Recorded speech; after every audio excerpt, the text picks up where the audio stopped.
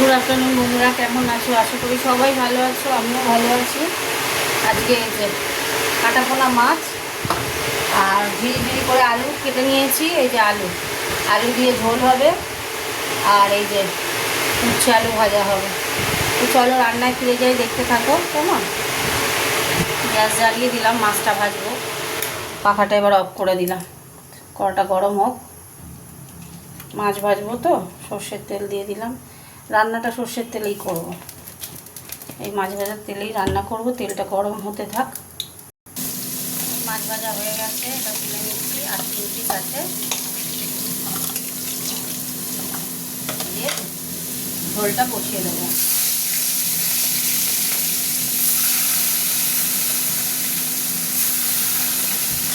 ভাজা হতে থাক। এই মাছটা ভাজা হয়ে গেছে, তুলে নিচ্ছি। এইবার আমি তেলেই রান্না করব। 2টো শুকনো লঙ্কা, জিরে,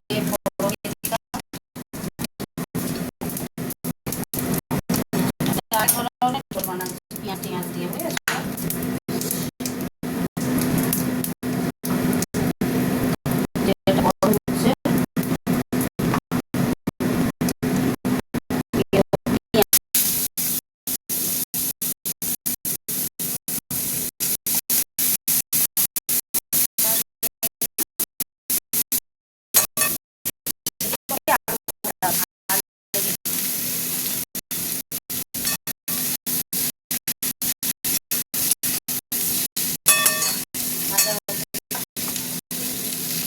এবার দিয়ে দিচ্ছি টমেটোটা।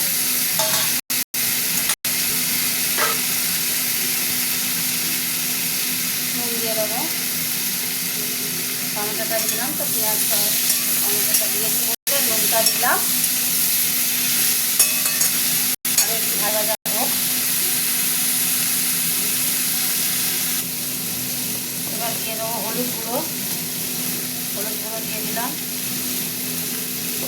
একটু লঙ্কা গুঁড়ো দেবো।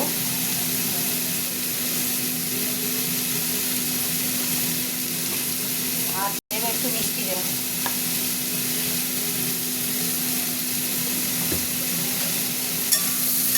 আবারও নাড়াবো এখন।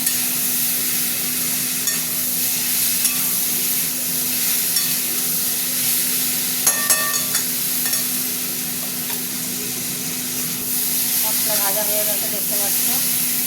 আর এই যে উচ্ছে ভাজা হয়ে এসছে। ঠিক আছে, এবার জল দেবো। প্রথমে সর্ষে গুঁড়ো, এইসব পোস্ত দিয়ে একটা মশলা দিয়ে দিলাম।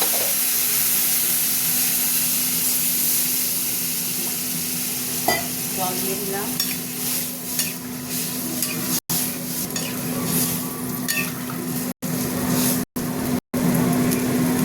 নুন মিষ্টিটা একটু নুন লাগবে, দিয়ে দিলাম। দেখিনি কেমন হয়েছে, একদম পারফেক্ট, দারুণ হয়েছে। এরকম করেও ঝোল বানানো যায়। হতে থাক। লঙ্কা দিয়ে দিলাম, এসে মাছগুলো দিয়ে দিলাম। এবার হতে থাক, দিয়ে দিলাম। দেখো বন্ধু, এই যে আলু সিদ্ধ হয়ে গেছে। হ্যাঁ, তরকারি হয়ে গেল। মধ্যখানে আমি একটুখানি সর্ষের তেল দিয়ে দেবো, ওপর দিয়ে সর্ষের তেল ছড়িয়ে দিলাম। রান্না কমপ্লিট। চলো তোমাদের সাথে একটু কথা বলে নিই। আর যা এখানে এই যে উচ্ছে হয়ে গেছে, গ্যাস অফ করে দিলাম। এইটারও গ্যাস অফ করে দিলাম, চাপা দিয়ে দিলাম। চলো তোমার সাথে কথা বলি। কাটাপোনা মাছ সর্ষে পোস্ত বাটা দিয়ে আরেক রকমভাবে রান্না করলাম, ঝোল বানালাম। কেমন হয়েছে কমেন্ট করে জানাবে। টাটা।